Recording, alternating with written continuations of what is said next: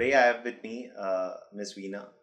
Veena is somebody who's given the examination this year, which was her third attempt. And as I feel that every journey of a candidate is something which is different from others, Veena's journey is a pretty extraordinary one for I feel two or three reasons.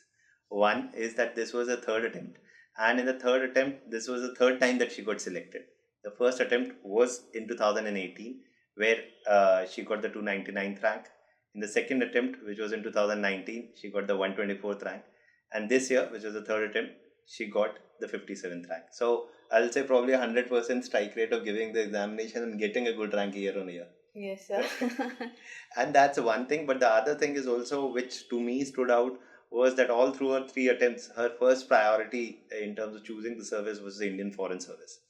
And again, maybe it's a coincidence, but she comes from the state of Kerala, which has given exceptionally good diplomats in the Foreign Service, the likes of Shiv Shankar Menon and many others. So, to that extent, if that's one coincidence, a very positive coincidence, and we hope to see you, come out with flying colors in the Foreign Service. So, firstly, congratulations, Veena, on your Thank you, success. sir. And my first question to you is that what drove you towards applying for civil services, and also what kept you going, because at times we see people getting a good rank and then stopping, even say last year you had 124 rank and you were already in the Indian Police Service, Yes, sir. right? And so what kept you going, and why did you choose to prepare for civil services? So my dream for civil services started when I was in college fourth year. So before that, I did not have a lot of understanding of the world itself. Only when I did my graduation, about to finish my graduation, I asked myself what I want to do. Because till then it has been, I'll take science in 11th, 12th, then I did engineering, pretty much what I think most people do in India. But when I came to fourth year, I realized, okay, I have done this much. Now it's time to think what I want to do. And I came to know about civil services then, and I felt it was a very good opportunity. Civil service is a very good opportunity because you are getting to help so many people, you are getting so many responsibilities. So that time I decided, okay, I'll give civil services a try because this is the best time to do it right out of college, devote my entire time. So that's what I did. And so I had like two aims when I came to civil services. That one was like, okay, I want to serve my country, I want to serve people. So my dad was in the army, so part of it came from there because I have seen people full time working in the army, so they are like working day in and out. So from that itself, I guess that was built in me that I will do something like that. And the second thing was because I wanted to get into some field that I like I should have an interest. So then when I cracked the first time, I was very happy because first aim is fulfilled. I can now do something. But the second thing of working in a field that I like was still remaining. So that's why I kept writing twice again, so that I could get into IFS. Mm. So, so foreign service is something that you were always very clear that you wanted to apply for foreign service. That's your dream job times kind Yes, of a sir. thing. When I came, I only knew because foreign service is not very popular because we don't see them in day to day life. When I came, I only knew about IAS, IPS. But when I started studying, I came to know, and then I was like, okay, this seems like a very good opportunity. So, No, that's very good, because I think because the foreign service is something which would benefit a lot from people who are very passionate about that being a very specialized domain, yes, much sir. different from the public profiles we see of IAS and IPS officers. That's something to me is very enlightening and refreshing to see people who take that interest in studying for foreign services. So because we hear many stories of students who like, I came to prepare for UPSC because of this reason. To me, the fact that you chose foreign service, and that's the reason. And I think that's also, is it that because you were so passionate about foreign service, you gave the exam again and again? Yes, sir, because even though we are getting to be in the civil services, any service we get, the point is that all services are working in a very different domain. It's not the same working in railways as working in police or working in the administration. There is a clear difference on how you are functioning, what should be your aptitude, and how you deal in a day to day business. And in UPSC, we know what happens. You get 2 or 3 marks, and your entire career trajectory becomes very different. And I missed by 3 marks last year, so I thought, I have You time. missed IFS by By 3 3 marks marks last last year. year. So I thought I have time, I have resources, I have opportunity, and since I want to do this, Hmm. everything I did cost benefit analysis, and I felt, this Hmm. is the right thing to do. Great, great, nice. Now coming to your preparation journey. Now when we talk about your preparation journey, one of the things is that right from the word go, you passed out in 2017. Yes, 2018 was your first attempt, Yes. then the second, then the third. All the three attempts you made good marks and good outcomes. So, and geography was your optional, right? Yes, sir. So, with geography as an optional, what was your approach to using geography as an optional? Uh, how did you go about preparing the optional, given that from the first attempt itself you managed to get good results? So optional is obviously very important for, because sometimes optional can either make or break your entire rank. So when I came to prepare for civil service, I didn't have any idea what to take. So when I came here, I realized that geography is a scoring subject. There was Nikhil sir's classes were also there available, and got good feedback for that. So I decided I'll take geography. So the first year there is not much time because you are catching up on so many things. And optional, I felt, because GS I was doing by myself, so I thought, okay, optional I will take some help. So that's why I joined Nikhil sir's classes. So first time I just read his notes, I didn't bother with much reading much books or anything. Think for Indian geography only I read Kullar. Apart from that, because I was preparing so well for GS, so that sort of worked out for Indian geography also. But apart from that, I was fully, dependent on the classes. And once the first attempt was over, what I did was I started reading geography books, because attending classes, reading notes, you get to a certain point, but comprehension beyond that will only come from reading. So I started reading books. So I dipped into specific books in Savindra Singh or Human Geography, Sudipta Adhikari and all. I started reading that, and second attempt I gave like that. Then the third attempt when it came, so there wasn't there I reached a saturation point. Like beyond this, studying is not going to give me any benefit. So I had to look for other ways, like how should I improve. So I went regarding answer writing. So Nikhil sir and Ayush sir were there. They both like gave me feedback, and what I did was I had one diagram book for my first two attempts. For third attempt, I created another notebook and filled like it with maps. And this attempt, I filled my paper with lots of maps, and my presentation style and little answer writing difference I made in geography. Mm-hmm.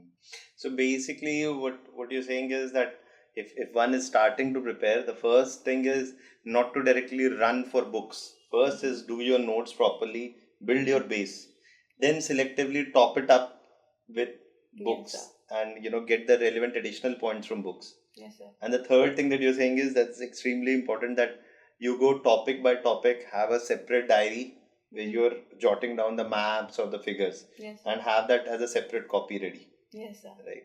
Because I was discussing with Nikhil sir the other day, and he was also saying the same. He was saying the same thing, that this is what serious students like Veena have done and others have done, or that Mino or Veena have done this. That they made separate copies, Yes, and sir. they've gone topic wise, Yes, sir. and have their diagrams ready. Yes, sir. So I think that's something which stands out, as very systematic. Yes, sir. Because once you do this, then you'll be pretty sure of producing results. Yes, sir. Because at the end of the day, right before the exam, you need to revise something. So when you have this notebook, when you're glancing through the maps, lots of things get revised. And when you're producing, because it's a spatial study, so without map, how can you do geography? Is the question. And a lot of students keep asking that, oh, sir, map making is very difficult. Map making is very difficult.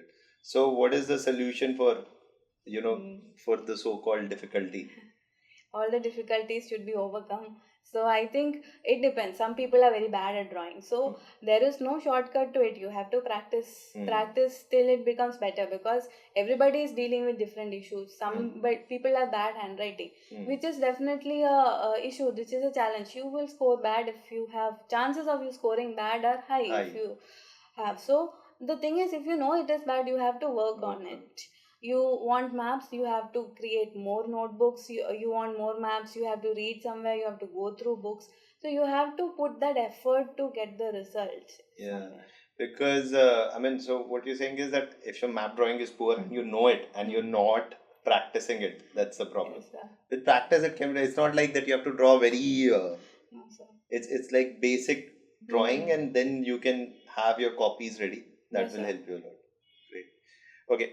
Now coming to your preparation part, answer writing and test series is something that I've been told consistently by a lot of even geography optional students that is something that is the real last leg of the preparation.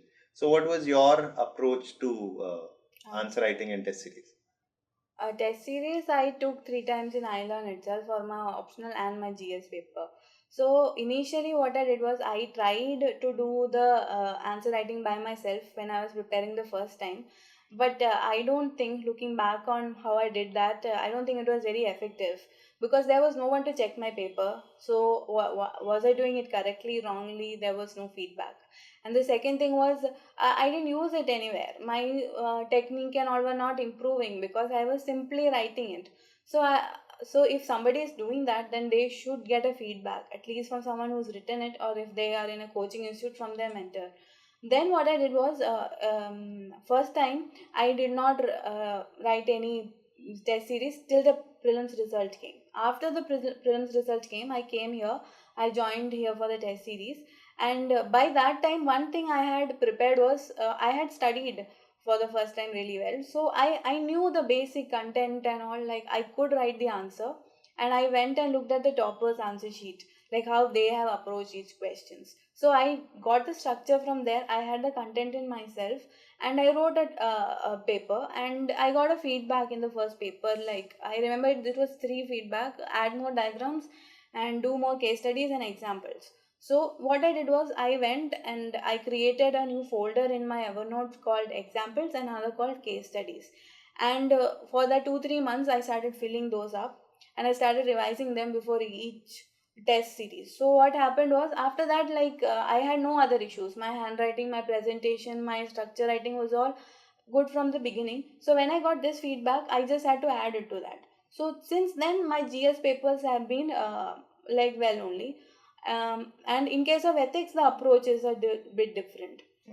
Then for the optional thing. Optional was like optional is all geography is also not the same approach as the normal GS papers, because you're getting general questions, and how you look at it geographically is a huge question that you have to learn. So for that, what I did was I was with Nikhil sir only. So Nikhil sir looks at the paper and gives feedback. So he said like draw more diagrams or more theories. So that's what I did. In my first attempt, I had like what the paper was fine. It was okay. But actually, it was the third attempt when I made the most difference. When I So because you think that for the third attempt you made a separate copy again, a fresh one. a fresh one, and how I approached the answers also, I shifted a bit more. I made it more, more geographical, I feel, by adding maps, figures, and how I analyze the questions. Earlier, I sometimes put too much theoretical part, but now the questions are very general. So I started looking at like more from the syllabus perspective, like how is this in the syllabus and what all, because geography is a very integrating subject. So you cannot ever say that something is not geographical. So I started creating that sort of mentality. When I see the paper, okay, this is how you answer. So some people have this technique of writing the answers and studying. Think that's also effective, but for me, I always leave a margin for inspiration, end moment inspiration in the examination.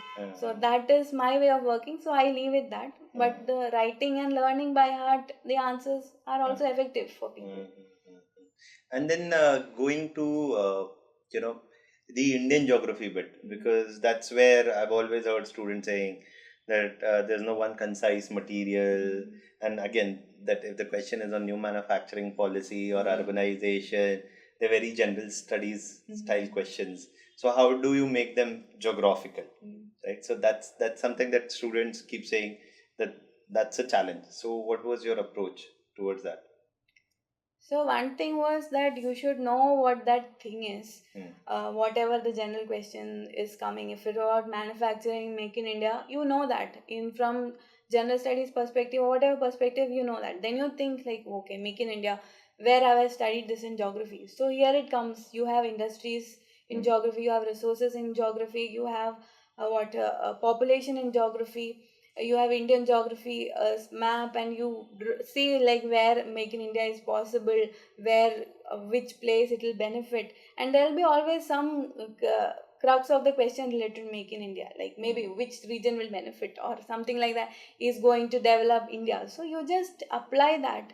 And everything is geography. Whatever you think, you imagine, everything becomes geography. I myself have been surprised to know that okay, this is also in geography, because you are studying like what even the constitution related things can come in, political geography. So it's a very interesting factor. You just have to keep your mind open and approach the question that way. Nice, nice. Because I remember there's this whole, because you mentioned political geography, there's all geographical determinants of international relations. Yes, sir. Right, that's Rimland, Yes, sir. and those Heartland. Rimland Heartland theory and the Spikeman and all Mhm. those things. So I think that's very important. That what you're saying is that ultimately you'll have to link it back to the theory, put in those case studies, put in those examples, and ultimately, if you link it, the interlinkage is what will make it a geographical answer. Yes, sir. Like you have to lose an inhibition. Like, is this geography, and apply, because everything can come under geography. It's more of applied geography. Yes, sir. Nice. Now the paper especially has become like 2020, the paper was very much applied only. So you're saying that the Indian geography portion especially is moving more towards applied part, and that is where if you have to do, then you'll have to do the groundwork. Yes. The linkages beforehand. Earlier only Indian geography was like this, but now even paper 1 was very general. So you're saying that apparent appearance that this is general, that was earlier for Indian geography, now both for paper 1 and paper 2 geography. Yes, sir. World geography and yes, sir. Okay, great. Because I think, and ultimately, that is where your ability to interlinkage is the most. It's not just about mugging up a theory and writing it. Yes, sir. Yes, sir. It's not like that anymore. Great. So I think that is where you'll have to, use the class notes as well as put in your hard work. As Nikhil sir keeps saying, because he was telling me the other time that, that students, they make up their own case studies and, examples, and then interlink and then do it in the answers. Okay, great. And I'm kind of pretty sure that given your keen interest in foreign services and international relations, there also the geography is one of the biggest determinants. Yes, sir. Yes, sir. And that will probably help you a lot there as well. Yes, sir. Nice. So one of the things is, I think that's a very important learning point for people who are going through this, that ultimately it is not something that you'll do in the paper hall. It's the work you're doing here beforehand.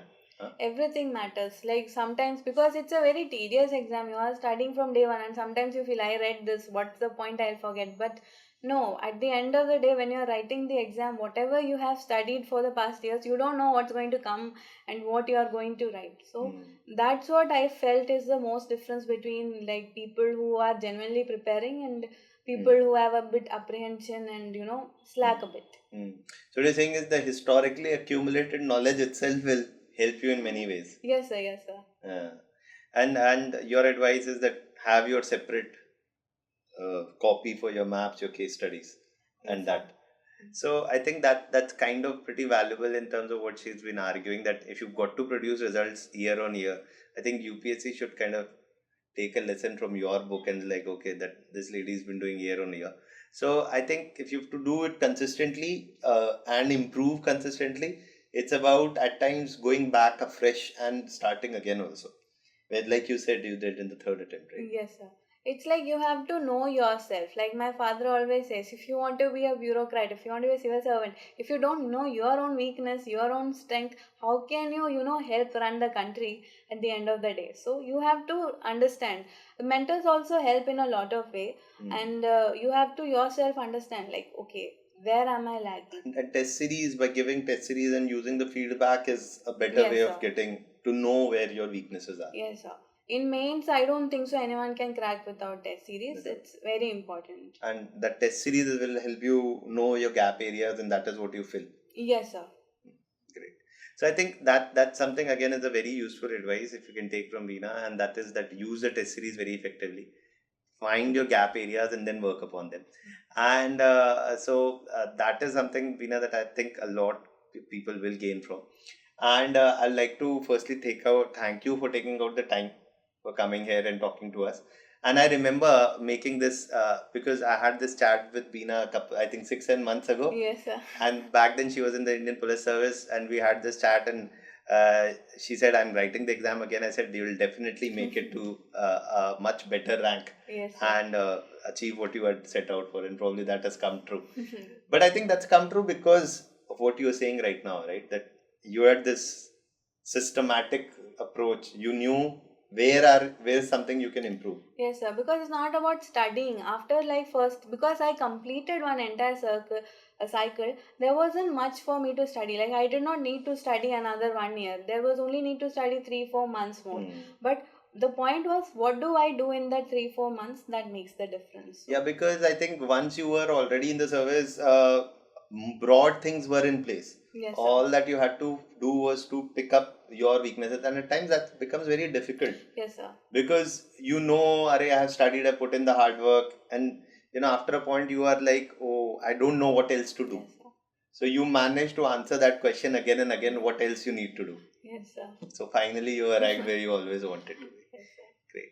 So I think thank you, Beena, for taking out the time for talking to us and helping us understand as to how picking up your weakness is the best thing that you can do in your preparation, right? And learn from that. Yes, sir. Great. So thank you, Beena. Thank you for taking out the time, and we hope that we'll see you in embassies and in the United Nations very soon. Thank you, sir. Thank you so much.